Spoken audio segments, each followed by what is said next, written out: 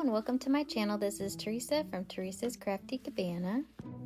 The project I wanted to share with you today is a tag mini album for fall and Halloween. To make the tags, you're going to need to make 4 3 1/4 by 6 1/4, 5 3 5/8 by 6 1/4, and then just the leftover pieces, which end up being these skinnier pieces, 2 1/4 by 5 1/2. So I'll show you how I cut those down. I started with an 8 1/2 by 11 piece of cardstock. This is 140-pound heavy cardstock. It's very thick. If you have a lighter cardstock, it may need to be doubled up when you're doing the backs and fronts. I was able to do back and front on mine, but I would say a heavier cardstock is better for this. I am cutting these down 2 pages right now just to show you how I'm cutting these 2 different tag sizes. First I did 6 1/4, then I flipped the page over, and for this first tag size it's going to be 3 1/4, and I can get 3 tags out of 1 piece of paper.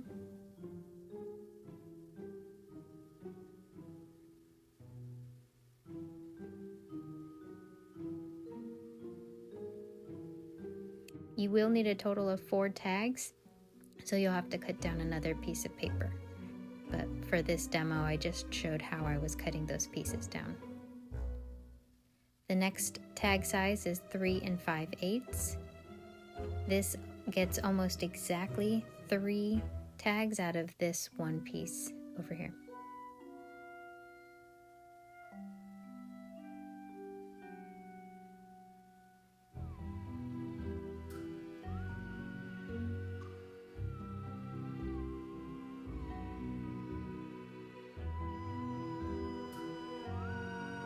This one will require 5 of these size tags.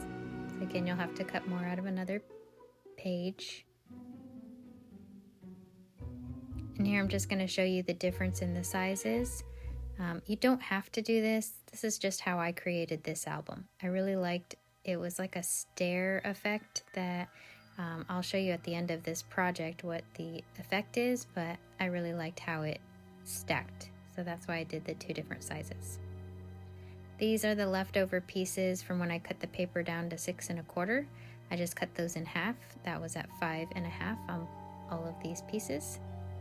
So here's the tags that I ended up with, and I'm just gonna mark them out. This was just me figuring out how I wanted to assemble these and in what direction I was gonna have them facing. I did not end up using these smaller tags in the part where I decorated my background album, but I did create these in the Gelli print part where I put some designs on them, so I will probably use them for something. I'm just not sure. They didn't assemble into the final assembly, and I'm not sure if I'm going to figure out a way to put them in. So for the background, I'm going to do some gel printing, and I'm going to be using some Distress ink. These are some Halloween backgrounds that I have, some stencils, some embossed cardstock, and the colors that I'm using, the black Soot, the Uncharted Mariner, and the Seedless preserves. This is a little template I made myself with those colors. This whole side, so it's essentially one part of the tag. One side of the tag is going to be the Halloween colors. The other side of the tag is going to be the fall colors. So all of the Halloween colored ones are going to be in this same color pattern. And what happens when you roll and brayer the Distress ink, this is oxide ink, onto the gel plate, your brayer will keep some of that ink. So I'm able to get maybe 3 passes without having to redo the ink on the Gelli plate. So here I'm just using that leftover ink on the brayer, and you can see it looks a lot lighter on the brayer just doing a second pass. This is how I add a little more color, a little bit more to the background. I did use just 2 passes on that one, and then I re-inked my gel plate for this next one.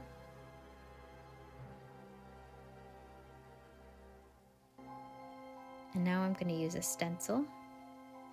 I'm just using a scrap piece of paper here to pull off the extras Looks pretty cool too.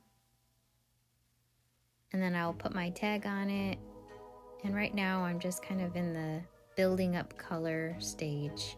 Some of them I like just as is when I pull the tag off, and some of them I want a little more color. And then I wanted to see how many times I could get this color onto a tag before I had to re-ink. So this was my second pass. And this is my third pass. And I can tell the color is already a lot lighter.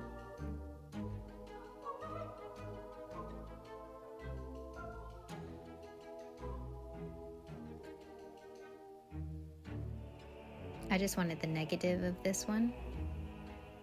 So that's why I'm using that scrap piece of paper to pull the design through the stencil.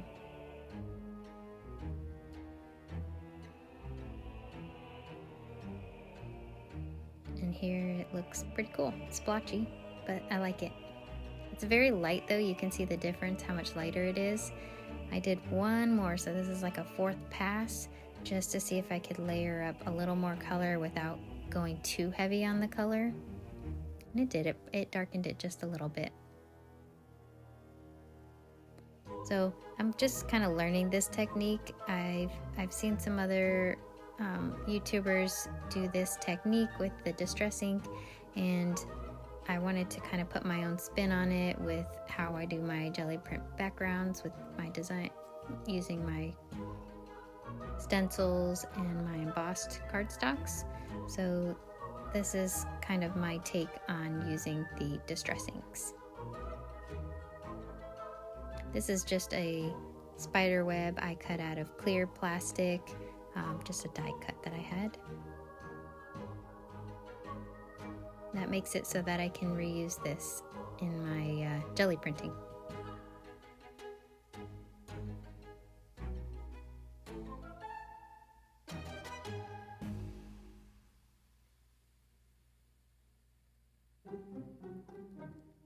Again, once it was getting a little bit too light, I wanted to see how much I could layer on top.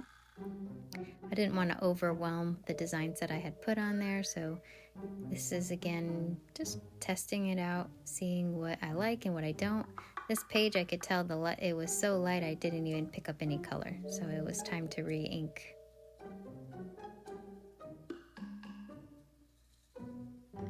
Try that again. This is the opposite of that first one that I did in this pattern. So, and I did it with that spider web in the background, and it kind of covered it up. It was a little bit too dark. That's okay. This one looks like a Gothic cathedral window or something. I really like that design.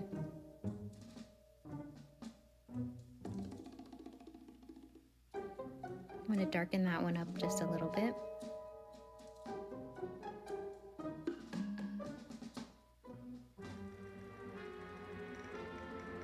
This is using the stripes behind the spider web. The brayer's already on its second or third round, I can't remember, so it's already a lot lighter.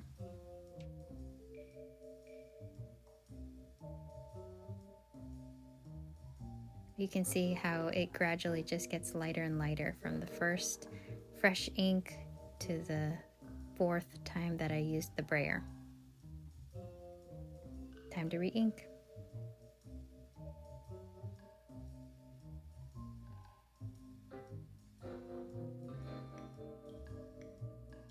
I didn't want the color to be as vibrant, so there I actually pulled the color off with my scrap piece of paper so that I could get this second generation without it washing out the little design of the spider web.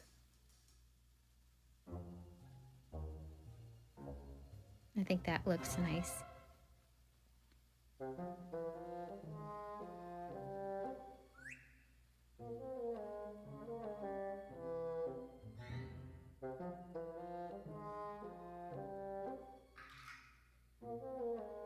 This pattern came out so light, I was trying to place it in the same spot. It actually just created a whole brand new look. trying to decide if I wanted to take the spider web off and then rebrayer or leave it on. I decided to leave it on because when I took it off with this type of ink, if I brayered over the design, it just pulled the design away. And this is just a doily to give it a little bit of a gothic design.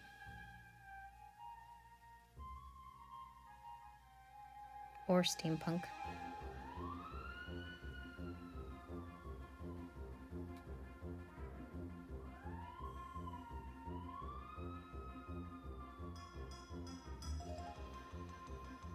I'm using these bricks, and I'm going to pull the brick pattern out.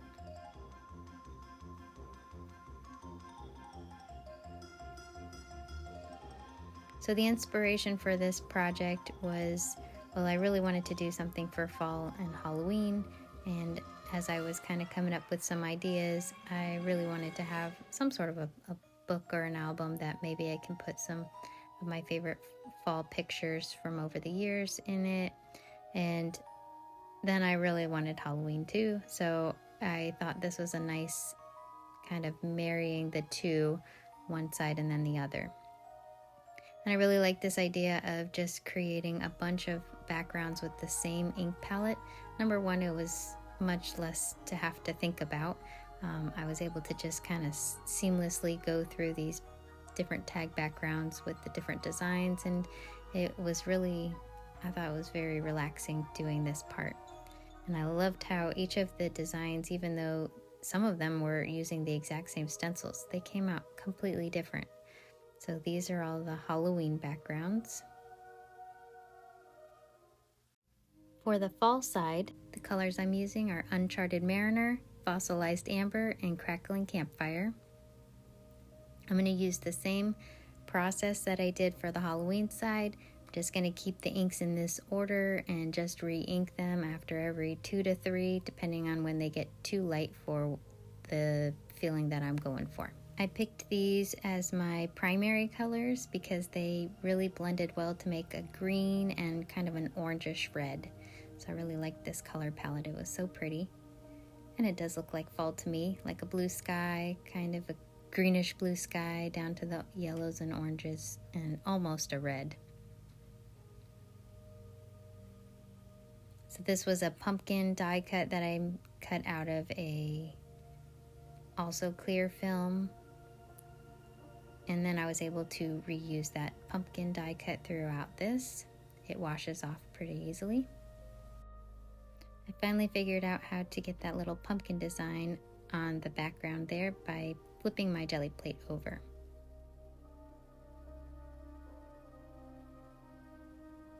Just going in with more ink to refresh the palette, and this time I'm going to use some leaves, also cut out of the clear plastic. It's actually projector paper that I use for these little pieces. I removed those little leaves without moving my card, and then I was able to pull the design up. And pretty close to the same spot. Some of these, they didn't end up being a perfect alignment. Others looked much better. I was able to kind of see where the tag part was up at the top, and that helped me line it up a little bit.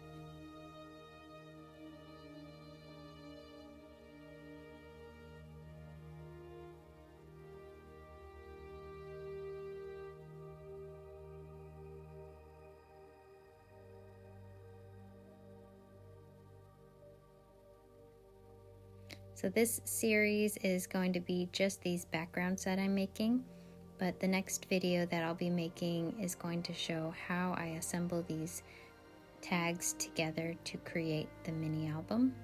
And then the third part of it is going to be how I decorate it with embellishments and the words. And maybe pictures. We'll see if I get a chance to print any.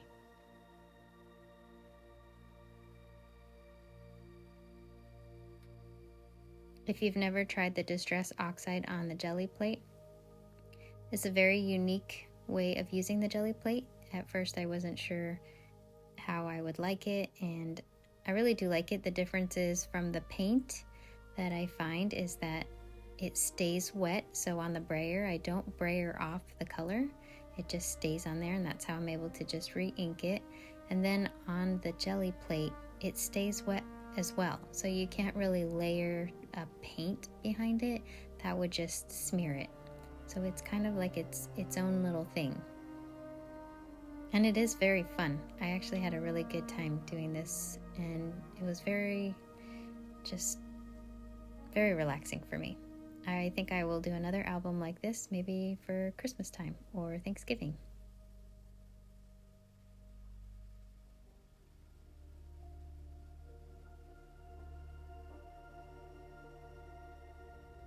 This was my lined notebook paper texture that I wanted to bring in.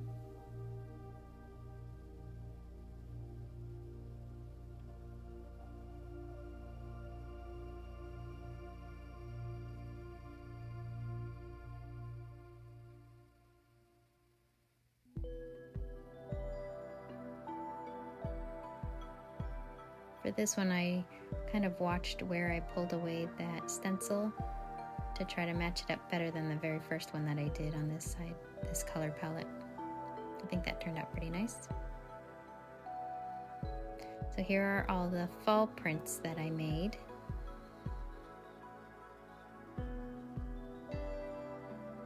These are basically the opposite side of the Halloween prints. So the Halloween prints are on the other side of these tags.